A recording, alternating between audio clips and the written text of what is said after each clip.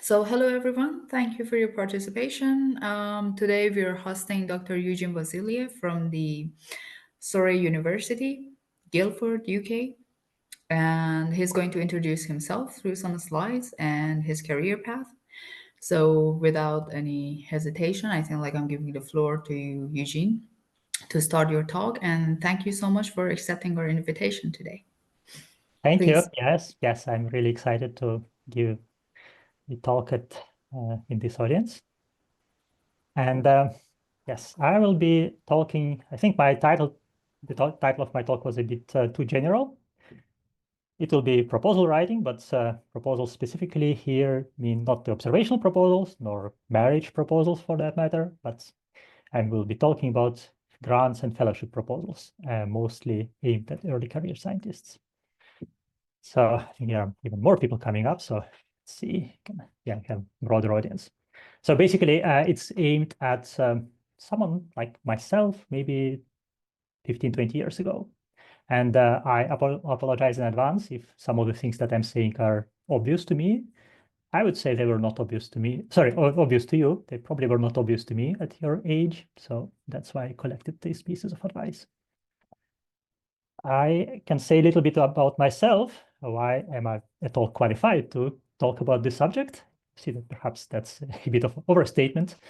As Fatemeh already said, I'm currently Ernest Rutherford Fellow at the University of Surrey, which is one of the senior fellowships in the UK. And that was certainly not the beginning of my academic career. I got my PhD already 18 years ago, and I've had 3 postdocs at different places in Europe. Basically, well, I got my PhD in Russia. I stayed there for some years. Then I traveled to the US for 1 postdoc, returned back, and went to the British Isles and was hanging around and oscillating around the Greenwich Meridian back and forth for some number of years. And as you could see, that's maybe a slightly unusual career in the sense that it spanned a lot of years before I secured something that could be viewed as a proper fellowship. So I didn't win tons of grants. I only got really 1 big fellowship. And I had a lot of negative experiences, though. So hopefully that would be also helpful.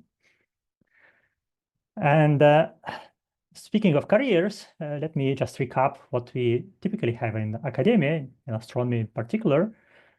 We start from doing a master's and PhD degree somewhere, and then typically go for 1 or more postdoctoral positions before, if people stay in academia, before doing some sort of tenure track, assistant professor level positions, then transitioning towards more permanent positions in academia. This is obviously not the only way of doing it. I think back in the days, maybe a few decades ago, it was possible to jump immediately to an assistant professor level from the PhD. And maybe if you're exceptionally good, you might even do it these days, but I don't know, I think, any person who has done it in recent years. So that's kind of unusual. Obviously, there is also a big black hole sitting somewhere where you can go there from any career stage and perhaps be happy there. It's interesting, though, that it's not a one-way direction. I know a bunch of people who actually returned from that black hole back to academia, again, at various career stages. And again, if you are doing astronomy, but not necessarily doing proper academic teaching positions, there are various other possibilities. And some of them are essentially full-time researchers at various national laboratories or astronomical institutions like ESO, Space Telescope Institute in the US, and so on. And typically you can get there after having some experience, maybe after your first postdoc and so. And again, that might be shared with some teaching duties, so it's kind of two-way path. But academic careers do not have to be entirely within the university environments. Well, let's say astronomy careers don't have to be entirely within university environments. So this picture is incomplete because that's what I thought when I was kind of graduating. And the important factor that is missing here is a concept of fellow. So fellow is like a postdoc, but not quite, because it's more senior than a postdoc in a way. And that's what I'm going to talk about today, that this seems to be almost, well, I wouldn't say it's a necessary part of your career, but it's a very important part. And by all means, one should be striving towards getting one of fellowships. The reason is because they're quite, well, there are a number of them, and a number of your colleagues might be already getting these fellowships. And as everyone is well aware, the number of positions decreases rapidly as you go from left to right on this plot. So if you have something in your pockets to demonstrate that you can get fellowships, successfully getting them, that's a big boost in your career and in your job opportunities. So, and that's the thing that I didn't really know when I started it. So that's why I'm kind of reiterating it many times over. That's postdocs and the fellows are two sides of a coin, but they're not the same side. They don't have the same weight in a sense. So the main differences between being a postdoctoral fellow as opposed to an ordinary postdoc or postdoctoral research associate is that fellows are, by definition, they're getting their own funding. So they apply for it, they get it competitively with various higher level bodies rather than within groups of individual researchers and supervisors. And in principle, they're typically free to set their own research agenda, and that is a good way to demonstrating your research independence in a sense. Although it doesn't mean that ordinary postdocs are conscripted to do some very specific tasks and cannot stray away from their predefined path. Obviously, that's not true. During my postdocs, I had plenty of opportunities to pursue things that I wanted to do, but it might not transpire in your CV or kind of the formal qualifiers. That's why there is a kind of this difference in perception of fellows versus postdocs. And of course, fellowships are very competitive, and oftentimes they might be across many disciplines, so harder to get them. And or usually also they need some sort of support from the host department. When you apply for a normal postdoc, you need just to get essentially for your supervisor should want to hire you. But when you're applying for a fellowship, you need to convince the panel, and you also need to convince the host department which you're going to take this fellowship. And when I say fellowships here, it applies sometimes to early career grants other than just pure fellowships. And that brings me to the question of what kind of opportunities there are in principle. So these fellowships and grants could be broadly classified into several categories. At the very top, you could say that there are international fellowships like the Marie Curie, or I would say ERC, European Research Council starting consolidator grants could fall in this category, even though they're not formally fellowships, but they're typically you apply at the same career stage, that is after maybe one or two postdocs, and they give you an opportunity to not only fund yourself, but also fund maybe one or more postdocs and students. Then there are various more specialized international, but in a very specific way, like fellowships from country A to go to country B to do some research there. And there are numerous. I didn't give any examples, but I know there are a bunch of them. Unfortunately, due to my academic career being kind of oscillating in the Northern Hemisphere around the Atlantic, I don't know much about how this works in the rest of the world. So what I'm saying is mainly applying to European and American positions, but I would say that probably the general principles should still work elsewhere.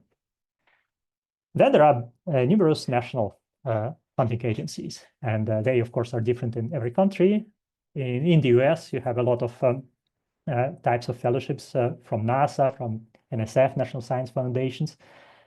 And in Europe, there are, again, fellowships at the national level, more familiar with the UK landscape for obvious reasons. And there are comparable things in other countries. And some of these fellowships are funded by national funding bodies. Some of them are private, like Volkswagen Foundation or La Caixa Foundation in Spain. They are commercial organizations, but they have some kind of fellowships for funding fundamental research. And I know a bunch of astronomers who got these kind of grants. And then there are also fellowships at the level of individual universities or even colleges. So that is perhaps more common. Well, it is very common at level of universities. And I don't list here these fellowships, but most major universities have one or more forms of them. Junior research fellowships in the UK specifically, this applies to two places, basically Oxford and Cambridge. And They're funded by colleges within these universities, and they come with some teaching obligations, but they also count as some sort of early career fellowships to do your research. And then apart from these, there are also fellowships that are funded by other astronomical organizations like NASA or European Southern Observatory or ESA. And in these fellowships, you're supposed to do some service work for them, like instrumentation or project management or whatever. But at least half of your time typically is allocated for doing independent research. So there is obviously a lot of variety here, and some of them are aimed at more senior career stages. Some of them could be suitable even after you just left your PhD and applying for your first postdoc. You could immediately start applying for fellowships. Others require that you have at least maybe one or more postdocs in your pocket. And they differ in the intended career level. They differ in the duration. Most of them are between 3 and 5 years, but lasting from 2 to 8 years is not uncommon. So, for example, the Marie Curie fellowships, even though they are very prestigious, they only last 2 years. But other fellowships could be 5 plus 3 or something of that kind, so that you can extend it up to even maybe sometimes even beyond 8 years.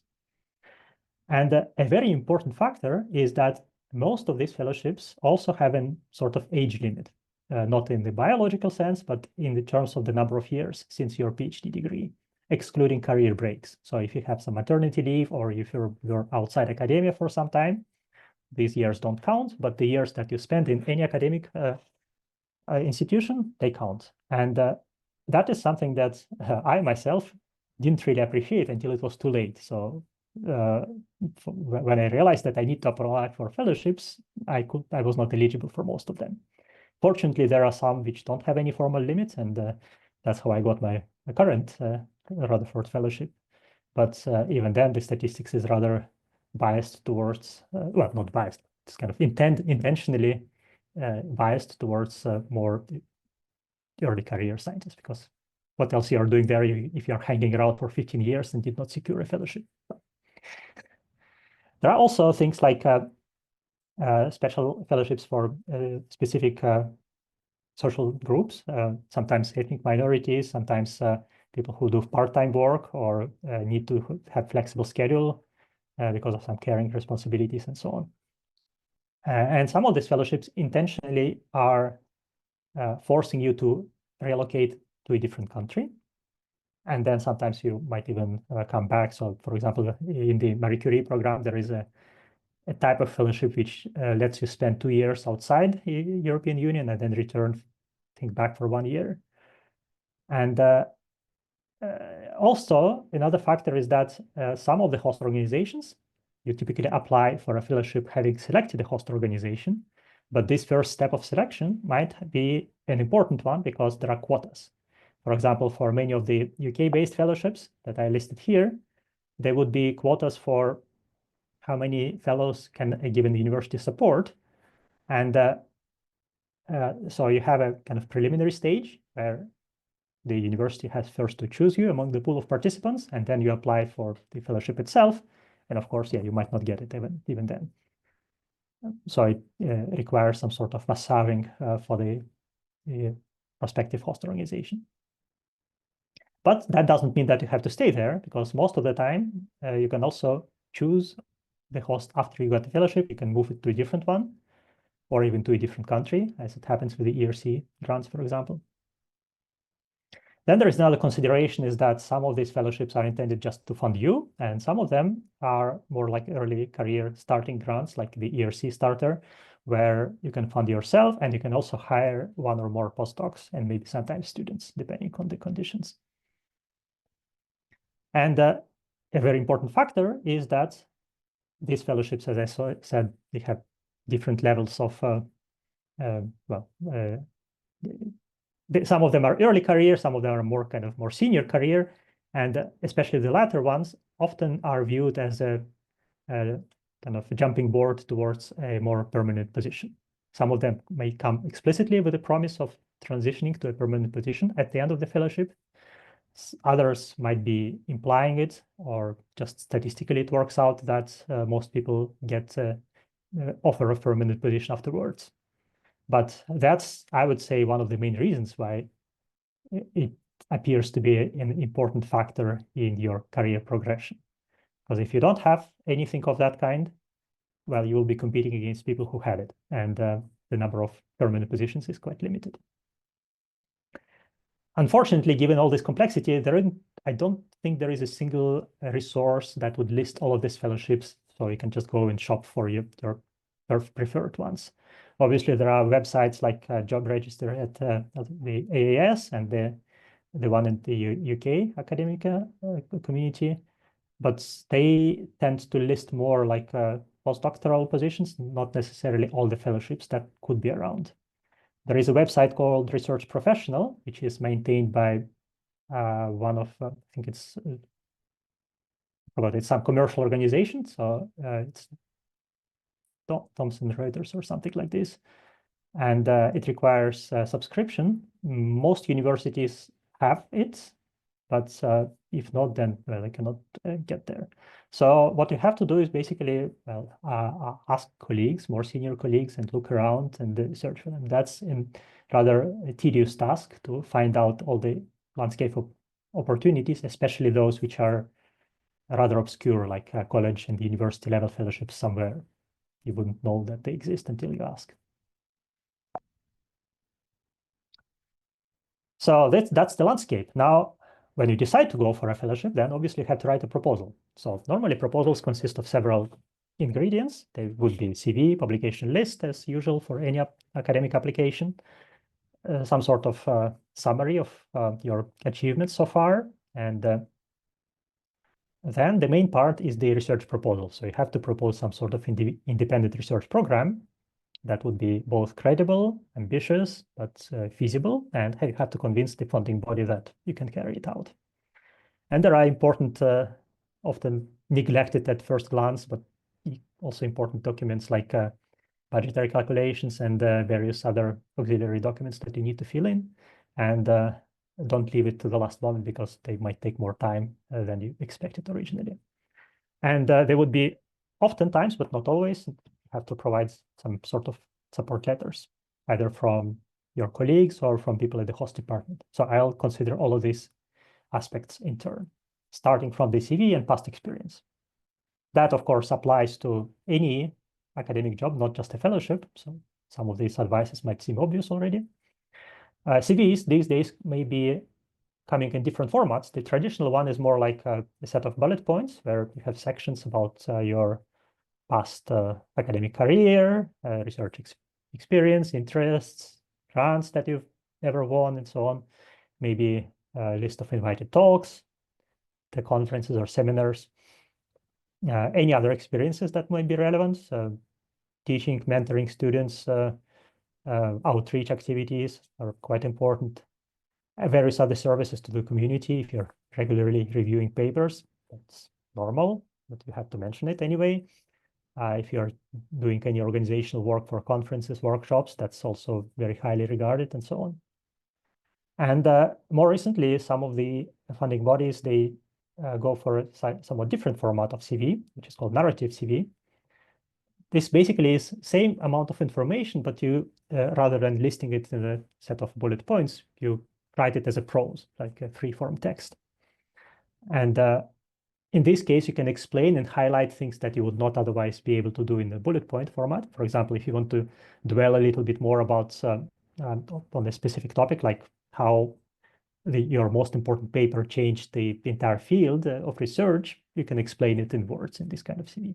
Although there might be also places to do it better when you do other documents in the proposal, like your past experience. But at least this narrative CV is also intended to give you space to highlight other contributions that might not be otherwise visible in the ordinary CV. For example, if you're doing a lot of software development tasks, yeah, that's a place where you could highlight it. Maybe you didn't have that many papers, but you made important contributions to the codes that the whole community is using. So that's where you could write about it and be sure to be heard. And The main recipe in writing this kind of narrative CV is that you might not have enough space to put all of your achievements, but then you have to rather select something that you think is the most important and describe it in somewhat more detail, rather than just sh showing all the activities that you've done in the past. And describe it in more detail and specifically highlight what you've done. Because, well, I'll come to that point later, but always write about yourself. Not, yeah, that's highlighting your role, your contribution, and so on. Also, on the past achievements and the track record, of course, yeah, you have your publication list. I would say generally you list their papers that are accepted, published in one part, and you also might list preprints, papers that are not submitted yet.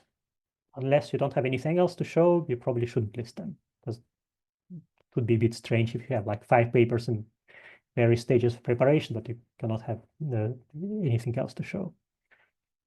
And these days, of course, many papers have a very long authors list. So then you have to maybe be prepared to explain what's your role in the paper, either in the publication record or again somewhere else. But if you are on a big collaboration, it's not uncommon that you might have dozens of papers. But if your name is hidden somewhere towards the end of the list, yeah, how does it count? Sometimes I've seen that people put the number of citations next to each paper. I think it's rather uncommon, but other things like your overall bibliometric score, you might put it, but again, I don't think it's ever a decisive factor, because in the end, what matters is that it's within reasonable limits. If you have too few papers, might be, of course, not in your favor. If you have hundreds of papers and H-score of 50, like 2 years after revision, that would be also strange, but that might be because you're just part of many collaborations. So again, does it count or not? I think what matters in the end is always your personal contribution, not just the total numbers, but the achievements that you can ascribe to yourself. So your role. And if possible, you can highlight it either in the publication record or somewhere else, but always stress your contribution. When you write these kind of documents, there are different levels of how much self-promotion you can do, and that varies from country to country.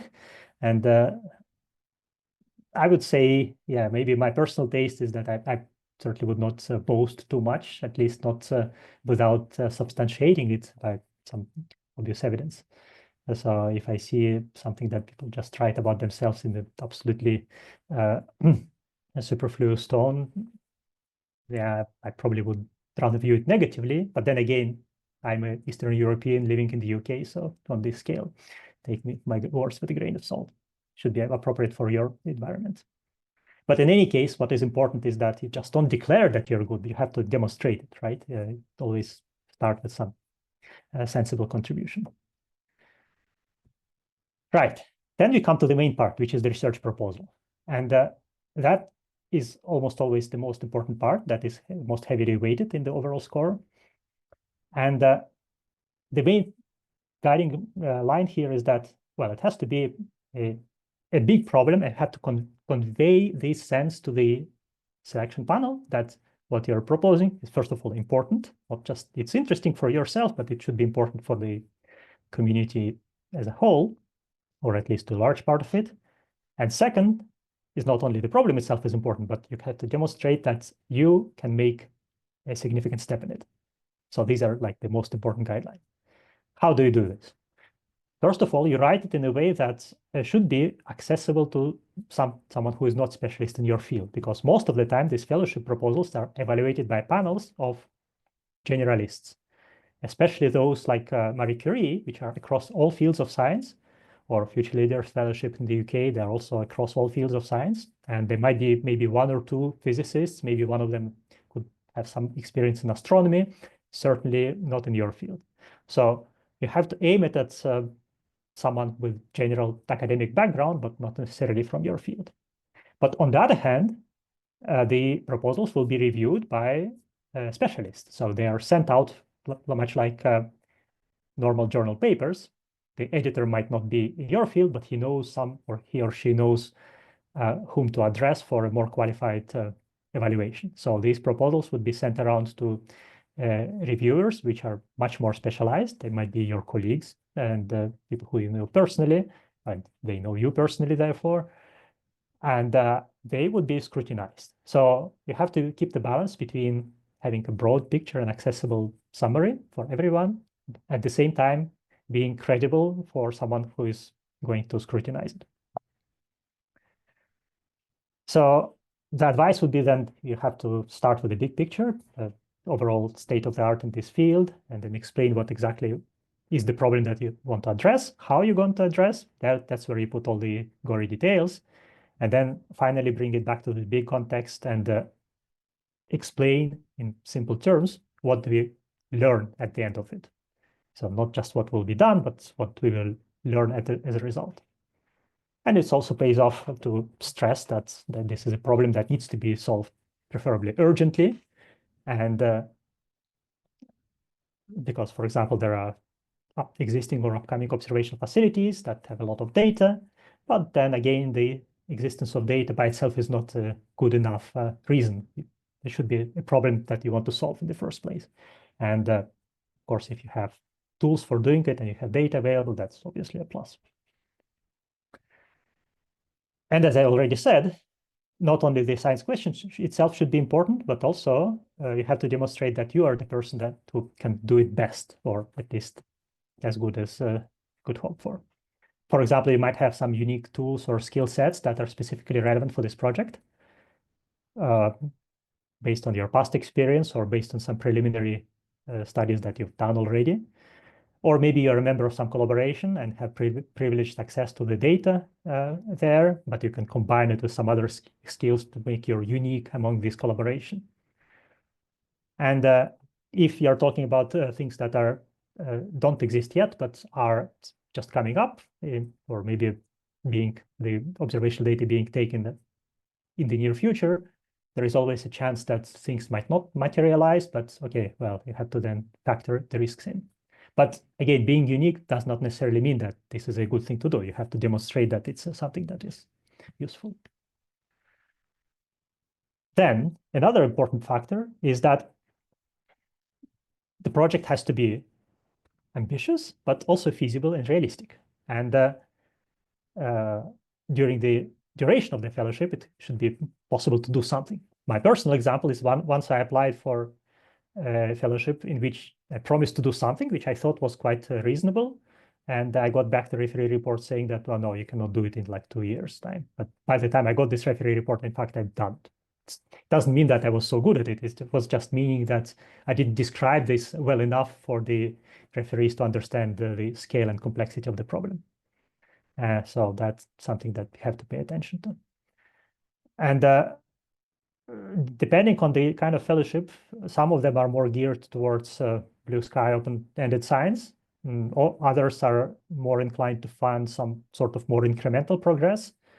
But in any case, I think the rule of thumb is that at least part of your research program should be almost sure to succeed.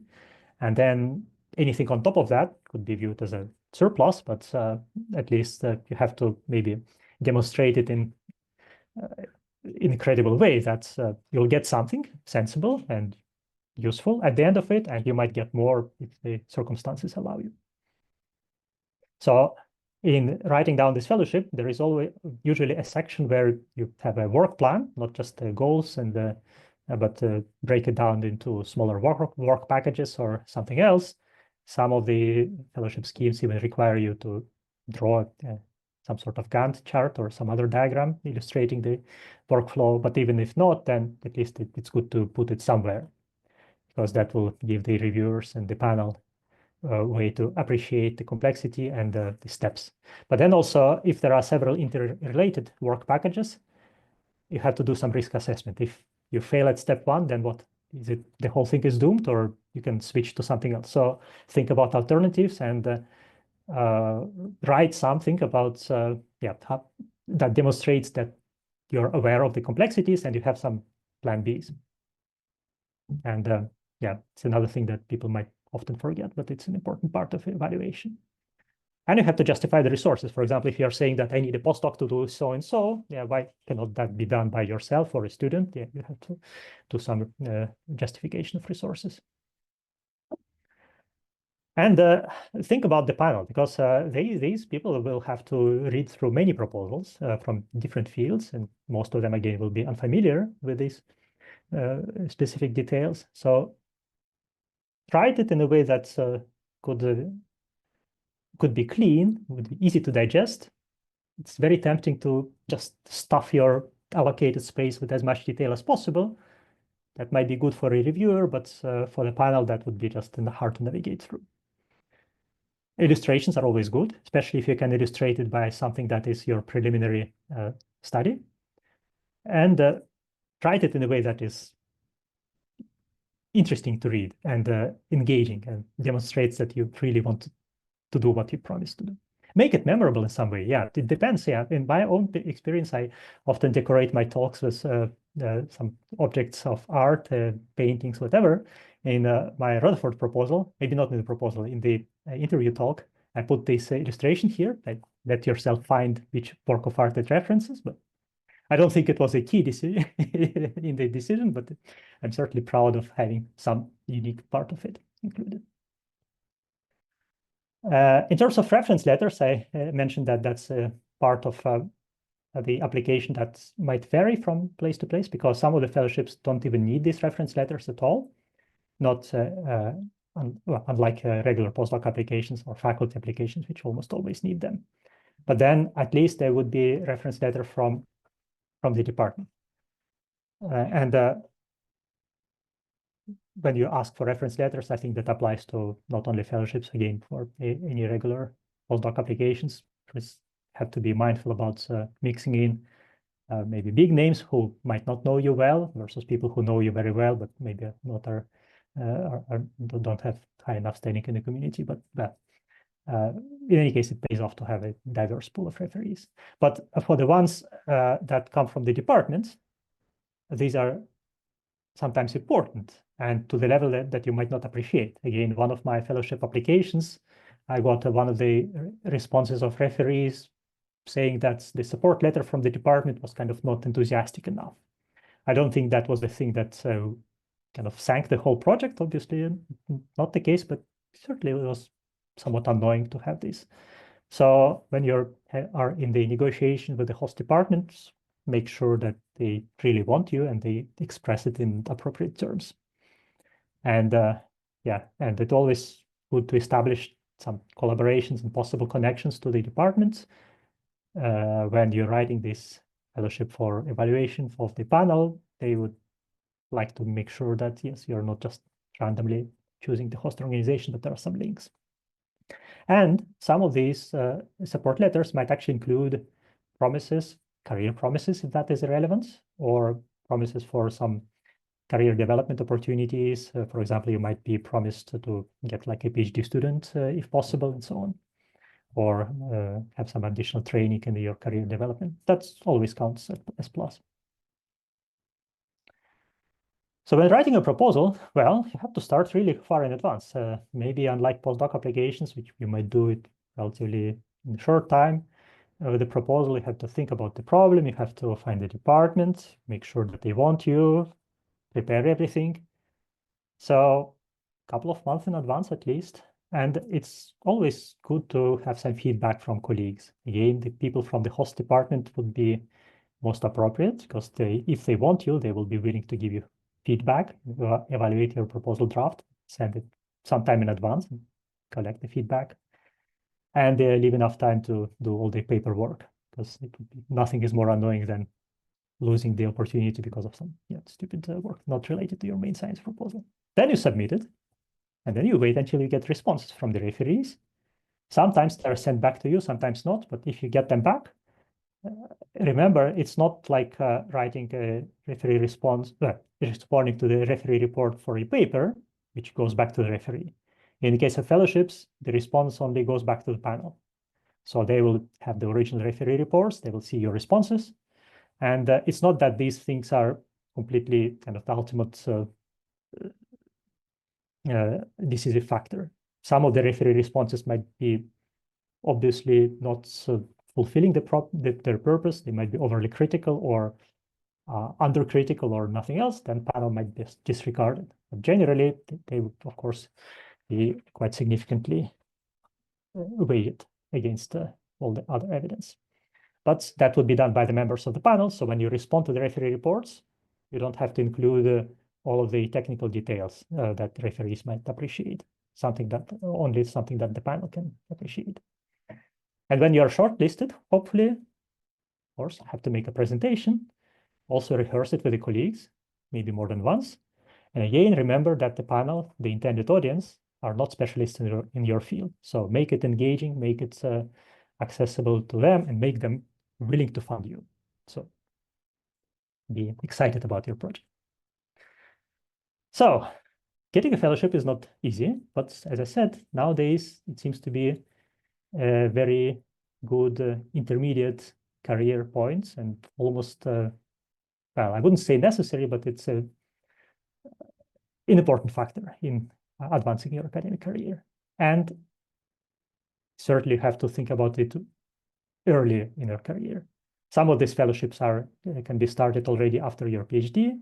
These are probably minority. Most of them might be more suitable after you've done one postdoc or more. But a good career, therefore, will be doing one postdoc, a fellowship, and then hopefully getting a permanent position.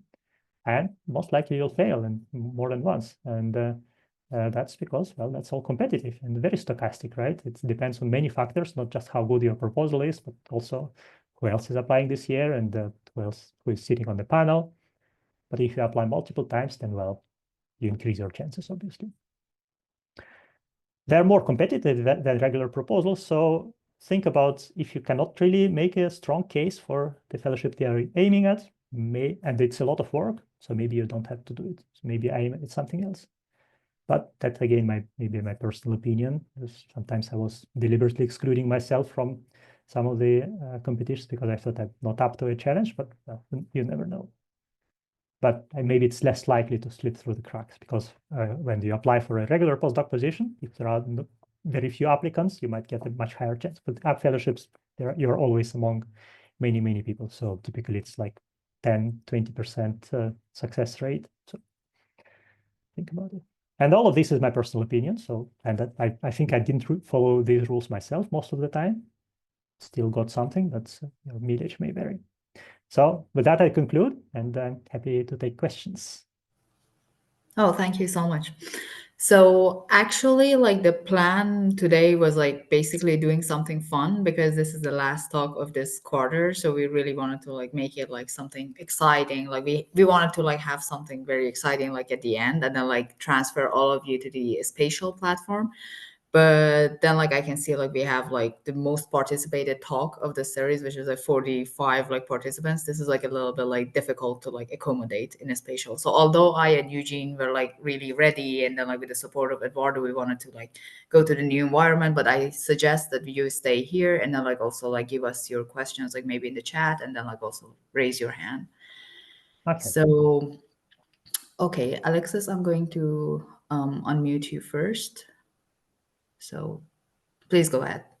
Okay, well, thank you very much for this insightful talk. And actually, it's well, just at the right time for me because I'm about to start a fellowship at the Paris Observatory. And after that, I will have about 3 years of postdoc experience, counting the fellowship. So I don't think I will be like, well, I probably need to apply for another fellowship. So my question is whether there is like a big difference between applying for early career or like a mid or late career fellowship, and do you have like specific advices because try to think ahead.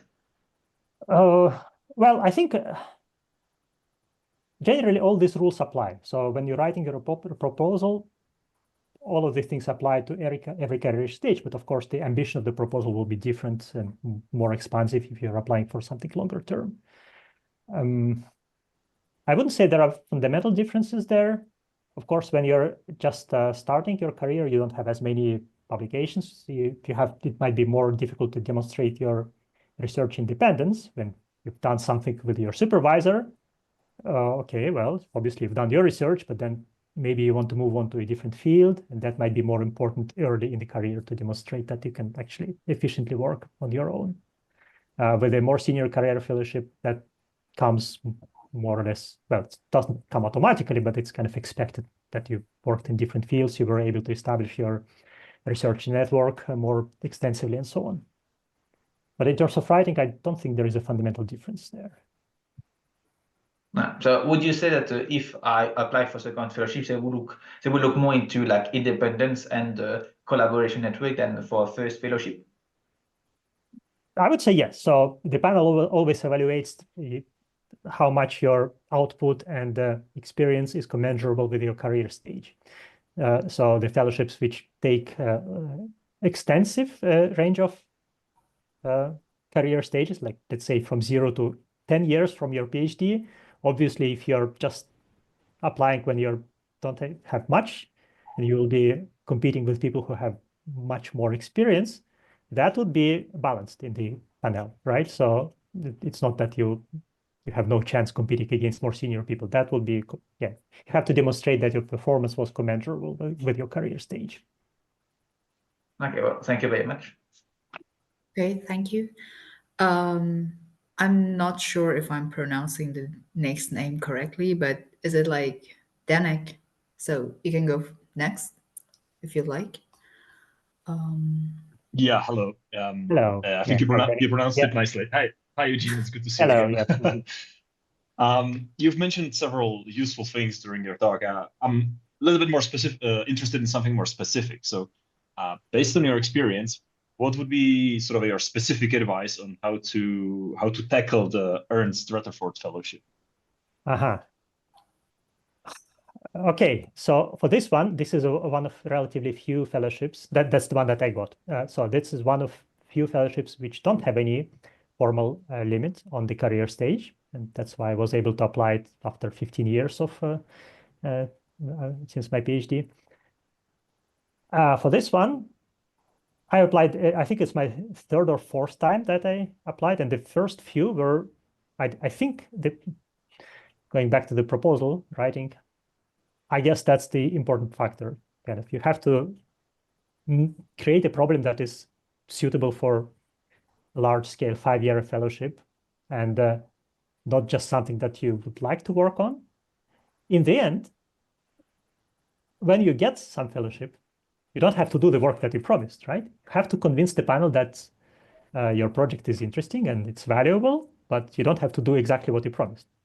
So you have to sell it maybe in slightly different ways than you might evaluate it internally. So for the Rutherford, it's hard to compare because I had basically no choice. Rutherford was my only option. So. I want to also like add that we didn't say what you just said on this platform. Always comply to what you proposed. The proposal always be correct. No, I'm just joking. Okay, you have another question. Maybe I would just the second one, which should be shorter one. The Ernst Rutherford Fellowship. The proposal is evaluated not just by the panels, but also external referees. Am I correct? Yes, I think that's generally true for all fellowships, maybe except for some university level fellowships where they might just decide between themselves. But otherwise, almost always it will go to specialist reviewers and then evaluated by the panel. Mm-hmm. Okay, So thank you. that's why it has to be balancing both details, complexity, but also being accessible to the panel.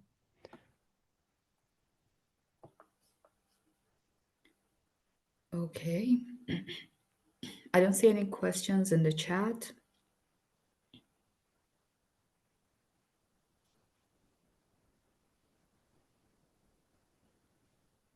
Okay, so if no one is having any questions, so I have a question. So like basically the fellowship that you are on, do you have to file a report on, let's say like on annual basis, reporting that what are you delivering and then like how well you delivered, and will the evaluators again be, let's say like evaluating you on a very like different level in order to continue your fellowships, or like how does this structure work?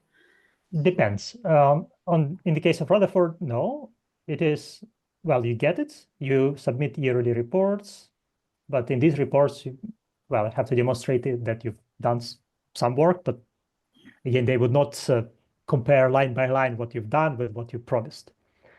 With some other fellowships, they might be working on a scheme that you get N years plus M years at the end. So in order to get an extension, you have to formally demonstrate that you've done things that are on the way, that you've done something that you promised, and then you want to continue and maybe propose something else. Like the Future Leaders Fellowship is one of those, where you apply Right. originally for 4 years plus 3-year extension. And writing the extension, it's kind of a separate proposal. Most people get it, unless you really underperform for some reason.